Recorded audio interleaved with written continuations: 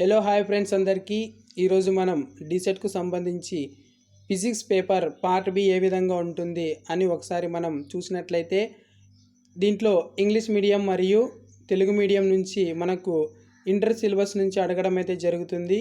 అది ఏ విధంగా ఉంటుంది అనేది ఈరోజు మనం డిస్కస్ అయితే చేసుకుందాం. ముఖ్యంగా 61వ ప్రశ్న చూసినట్లయితే among the following which pair of physical quantities are not having same డిస్క్రిమినేషనల్ formula linear momentum impulse angular momentum Planck's constant surface tensions force constant work power అని ఇంగ్లీష్ మీడియం నుంచి అడగడం అయితే జరిగింది. అదేవిధంగా తెలుగు మీడియంలో చూసినట్లయితే క్రింద ఇవ్వబడిన భౌతిక రాశుల జతలో ఏవి ఒకే మితి ఫార్ములాను కలిగి ఉండలేదు. రేఖీయ ద్రవ్యవేగం, ప్రచోదనం, కోణీయ ద్రవ్యవేగం, ఫ్లాంక్ స్థిరాంకం, తలతన్యత, బల స్థిరాంకం, పని సామర్థ్యం అని తెలుగు మీడియం నుంచి ఇవ్వడం అయితే జరిగింది.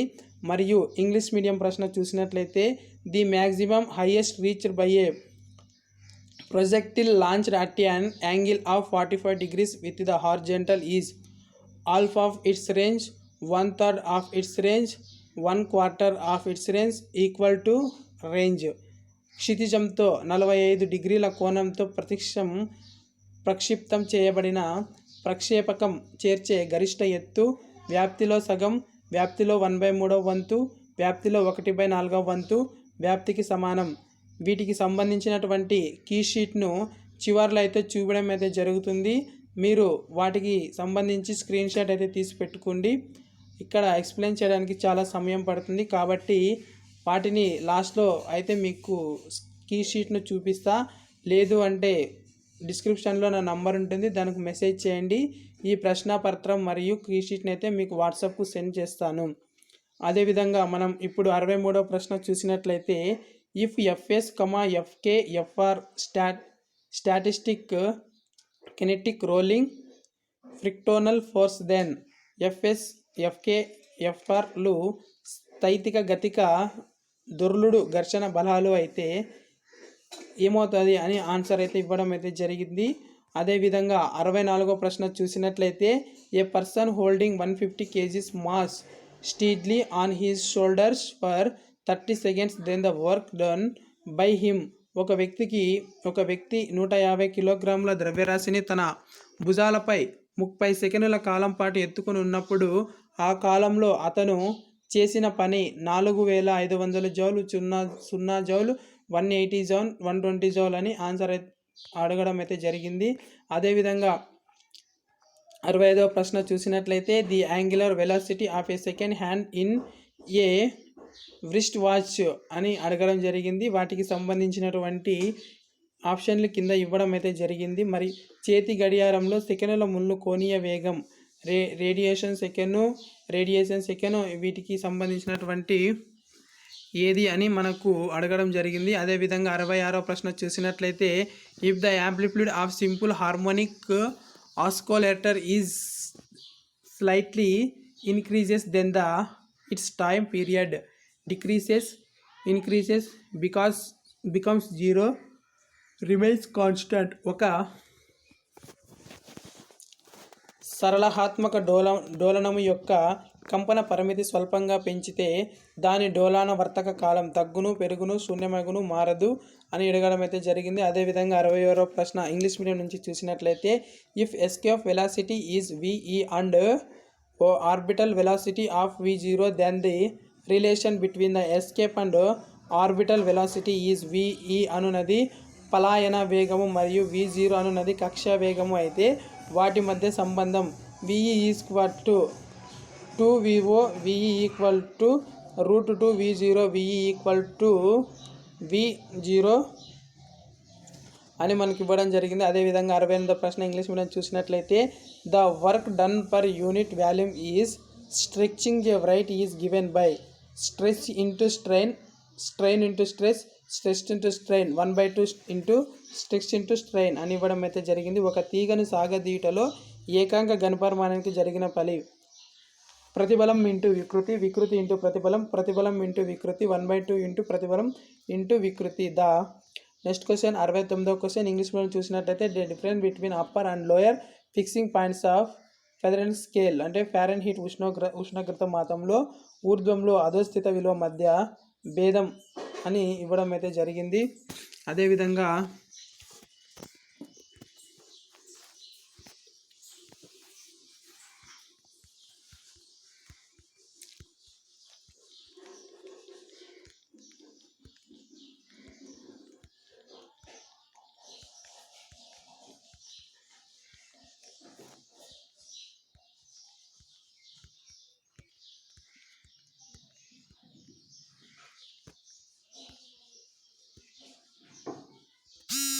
ఊర్ధ్వ అధోస్థిత విలువల మధ్య భేదం అడగడం అయితే జరిగింది. మరియు 70వ ప్రశ్న చూసినట్లయితే the SI value of joule constant, joule స్థిరాంకం యొక్క ఎస్ఐ విలువ కనుగొనండి అని మనకి ఇవ్వడం జరిగింది. మరియు 71వ ప్రశ్న చూసినట్లయితే the phase difference between the incident and reflected pulse at a rigid boundary is, ఒక దృఢ సరిహద్దు వద్ద పతన పరావర్తన స్పందన మధ్య దశాభేదం వాటి గురించి అడగడం అయితే జరిగింది.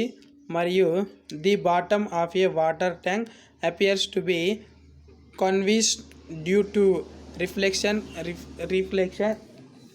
డిఫ్రాక్షన్ స్క్రాటింగ్, ఒక నీటి తొట్టి అడుగు భాగం పుటాకరంగా కనిపిస్తుంది ఎందుకనగా పరావర్తనం, వక్రీభవనం, వివర్తనం, పరిక్షేపణం. 73వ ప్రశ్న ఇంగ్లీష్ మీడియం నుంచి చూసినట్లయితే ది ఎలక్ట్రానిక్ ఫ్లూయిడ్స్ డెల్టా థ్రాట్ and area element delta S is defined by, వైశాల్యం నుండి వచ్చే విద్యుత్ అభివాహకం ఈ క్రింది విధంగా నిర్వచించవచ్చు. వీటిలో సరైనటువంటి ఆప్షన్ ఎన్నుకోవాల్సి ఉంటుంది. అదేవిధంగా 74వ ప్రశ్న ఇంగ్లీష్ మీడియం చూసినట్లయితే consider the following statement A B definitely the correct answer, A మరియు బి ప్రవచనాలు పరిశీలించి సరైన సమాధానాన్ని గుర్తించుము అని అడగడం అయితే జరిగింది. వీటికి సంబంధించి కింద చూడండి. అదేవిధంగా 75వ ప్రశ్న చూసినట్లయితే a right of resistant 4R is bent the front from circle the effective resistant between the ends of the diameter, 4 వార్ల నిరోధకము గల తీగను వృత్తాకారంలో వంచారు. దీని వ్యాసం కొనల మధ్య గల ప్రభావం వాటికి సంబంధించి R/2, 2R, 4R అని ఇవ్వడం అయితే జరిగింది. అదేవిధంగా 76వ ప్రశ్న ఇంగ్లీష్ మీడియం చూసినట్లయితే Lenz law is based on the law of conversation of, Lenz నియమం ఈ నిత్యత్వ నియమంపై ఆధారపడి ఉంటుందంట. చార్జ్, ఎనర్జీ, మాస్, మొమెంటం, ఆవేశము, శక్తి, ద్రవ్యరాశి, ద్రవ్యవేగము. మ్యాచ్ ద ఫాలోయింగ్ అని అడగడం జరిగింది. వీటిని జతపరచము, క్రింది వాటిని జతపరచము.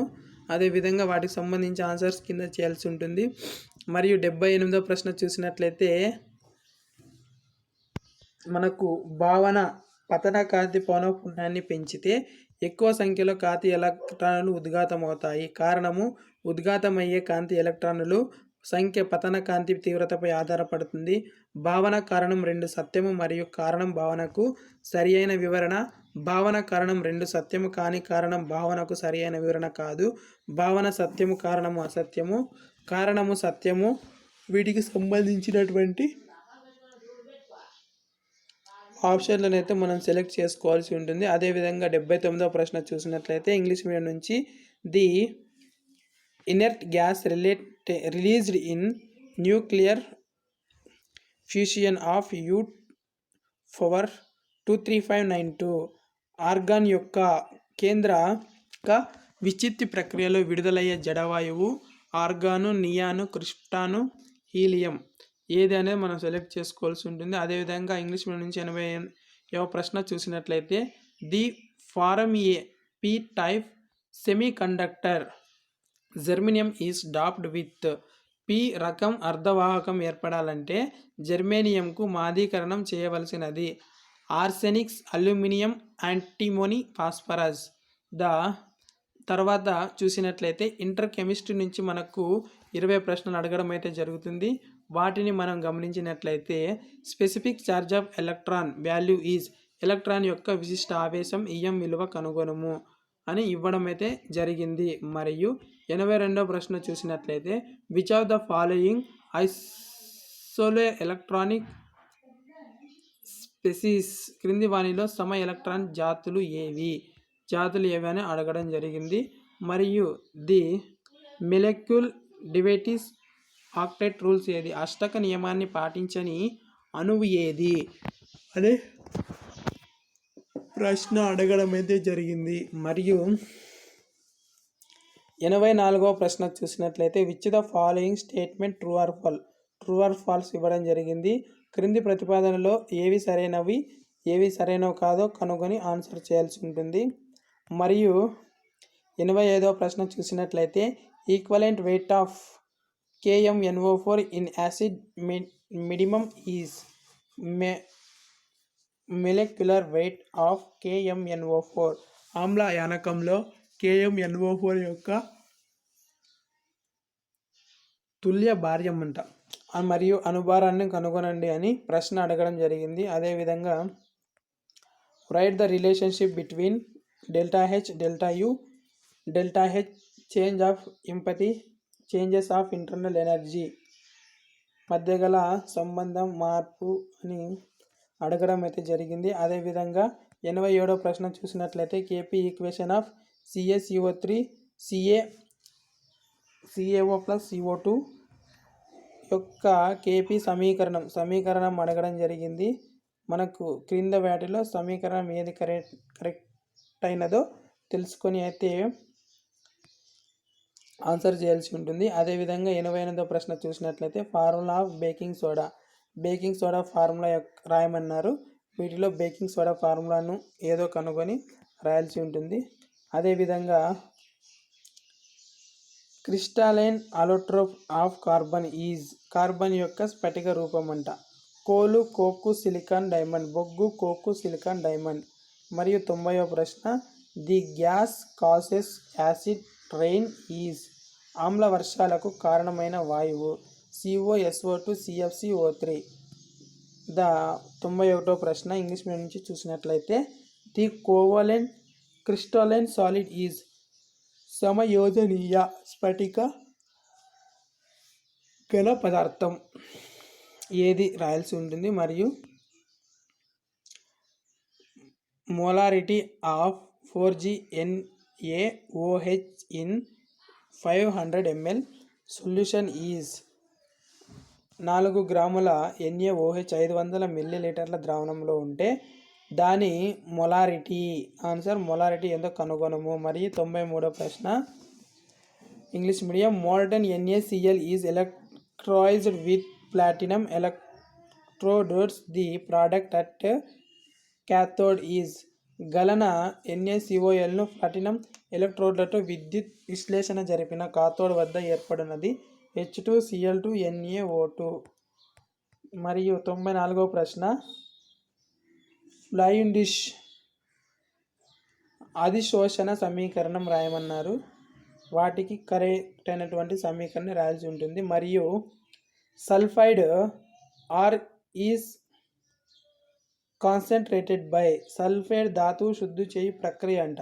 అయస్కాంత వేర్పాటు పద్ధతి, ప్లవన ప్రక్రియ, లివిగేషన్, నిక్షాళనం వాటికి సంబంధించి రాయాల్సి ఉంటుంది. మరియు 96వ ప్రశ్న the neutral oxide of nitrogen is nitrogen యొక్క తటస్థ oxide NO2 NTO3 NTO5 N2O.